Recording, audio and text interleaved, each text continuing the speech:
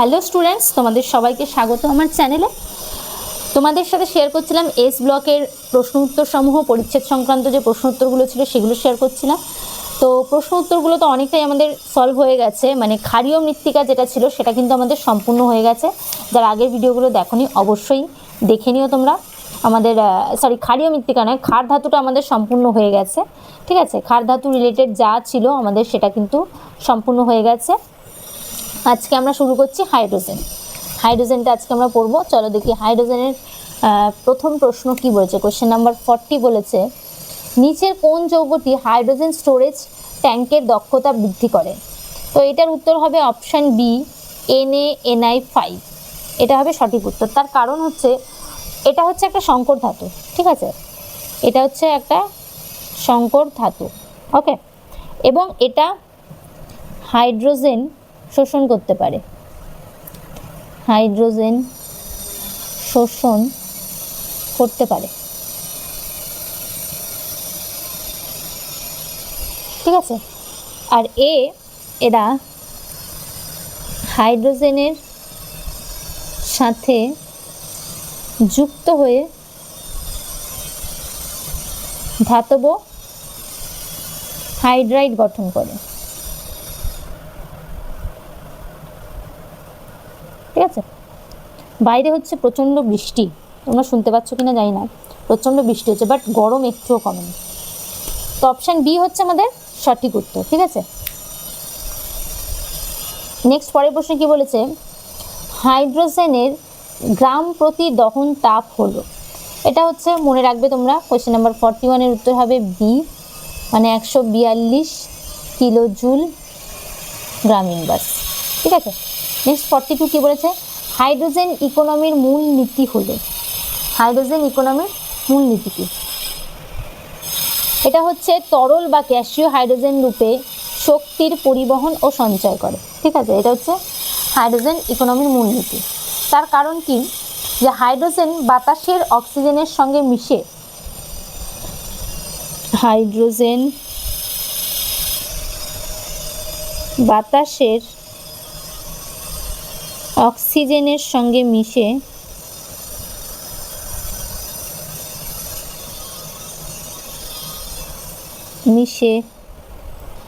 H2O এবং শক্তি উৎপন্ন করে।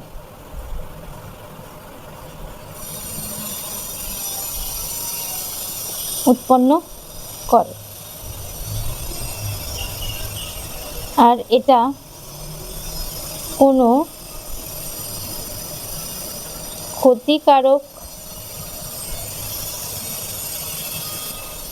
গ্যাস তৈরি করে না।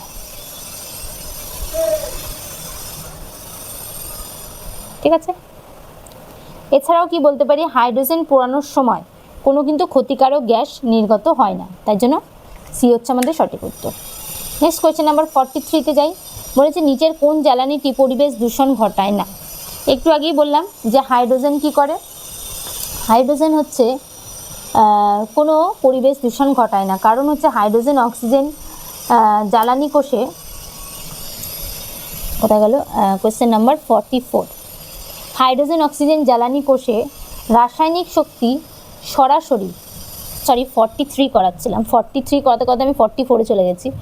43 43-র উত্তর বলে দিয়েছি, হাইড্রোজেন হবে। কারণ হচ্ছে পরিবেশ দূষণ ঘটায় না হাইড্রোজেন, কারণ এটা কোনো রকম ক্ষতিকারক গ্যাস তৈরি করে না। এটা কি তৈরি করে, শুধুমাত্র জলীয় বাষ্প তৈরি করে, তাই জন্য সি হচ্ছে আমাদের সঠিক উত্তর। আর 44 হচ্ছে, হাইড্রোজেন অক্সিজেন জ্বালানি কোষে কোন শক্তি সরাসরি বৈদ্যুতিক শক্তিতে রূপান্তরিত? অপশান বি, রাসায়নিক শক্তি। তার কারণ কি, যে জ্বালানি কোষ হলো এক ধরনের, জ্বালানি কোষ এক ধরনের তড়িৎ রাসায়নিক কোষ।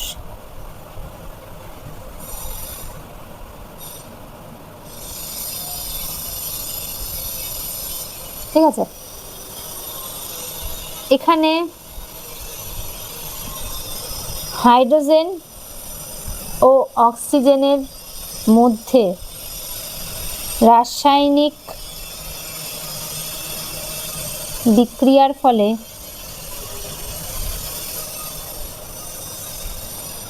উৎপন্ন মুক্ত শক্তি সরাসরি বিদ্যুৎ শক্তিতে রূপান্তরিত হয়।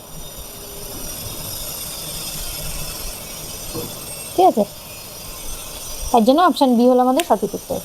নেক্সট কোয়েশ্চেন নাম্বার 45-এ যাই। চলো দেখি 45 কি বলেছে। মহাকাশযানে জ্বালানি রূপে কোনটি ব্যবহার করা হয়? এখানে উত্তর হবে 45-এর উত্তর হবে তরল হাইড্রোজেন এবং তরল অক্সিজেন, অপশন এ। তার কারণ হচ্ছে মহাকাশযানে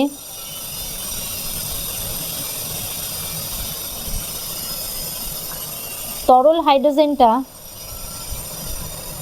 মূল জ্বালানি হিসাবে ব্যবহার করা হয়,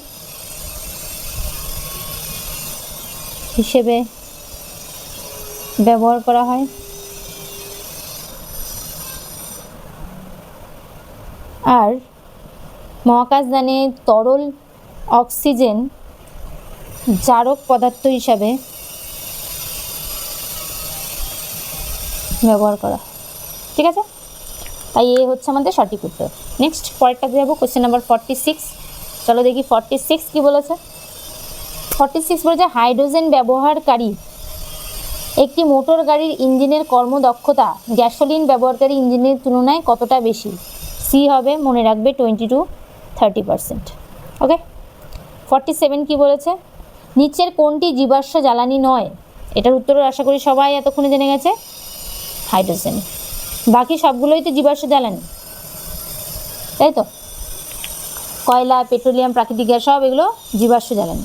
ঠিক আছে, তাহলে পরিচ্ছেদটাই লিখিনি 6.9, এটা কিন্তু আমাদের সম্পূর্ণ হয়ে গেল। ঠিক আছে, পরিচ্ছেদ 6.9 আমাদের সম্পূর্ণ হয়ে গেল।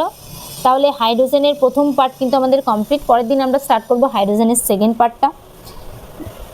তো পরিচ্ছেদের প্রশ্ন উত্তরগুলো এভাবে করলে তোমাদের দেখবে পুরো বইটাই ধীরে ধীরে শুধুমাত্র পড়া হয়ে যাচ্ছে না, তোমাদের ফুল প্র্যাকটিস করা হয়ে যাচ্ছে। তো অনেকটা বেশি হেল্প হবে তোমাদের। তাই জন্য তোমরা সবাই চেষ্টা করবে ওইটুকু। প্রথমে দেখো, এটাই হাইড্রোজেনটা দেখো পেজ নাম্বার 513-তে আছে। ঠিক আছে, এইটুকুতে পেজ নাম্বার 513-তে আছে। এইটুকু পড়লেই এবার তুমি যখনই এই কটা প্রশ্ন 1, 2, 3, 4, 5, 6, 7, 8 এই 8টা প্রশ্ন যখন সলভ করবে দেখবে এইটুকু তোমার আরও ভালো পড়া হয়ে গেল। ঠিক আছে, কিন্তু যদি তুমি এইটুকু পড়ে তুমি পরেরটা আবার পড়তে শুরু করে দাও, কোনো প্রশ্ন উত্তর না করো, তাহলে তুমি বুঝতে পারবে না টপিক থেকে কীরকম টাইপের প্রশ্ন আসতে পারে, তোমার কোনখানে মানে বোঝায় একটু সমস্যা আছে বা কোনখানে একটু বোঝা হয়নি, সেটা তুমি ধীরে ধীরে কিন্তু রিয়েলাইজ করতে পারবে। সেই কারণে তোমাদের উচিত অল্প পড়বে, পরিচ্ছেদ করবে। আবার দেখো পেজ নাম্বার 514 আর 515, 516 এই 3টে পেজ পড়ার পর আবার প্রশ্ন উত্তর আছে। এই 3টে পেজ পড়ে নিয়ে আবার প্রশ্ন উত্তর করবে, তাহলে বুঝতে পারবে কতটা তোমার তৈরি হলো, কতটা তুমি বুঝতে পারছো, কোথায় কোথায় তোমার বুঝতে অসুবিধা হচ্ছে। তাই সকলকে বলবো পরিচ্ছেদ সংক্রান্ত প্রশ্ন উত্তর অবশ্যই করতে, তাহলে কনসেপ্ট আরও বেশি স্ট্রং হবে। যাই হোক, আজকের ভিডিওটা এখানে শেষ করছি। যারা আমার ভিডিওতে কমেন্ট করছো তাদেরকে অসংখ্য ধন্যবাদ, আর পরের ভিডিওর জন্য ওয়েট করো।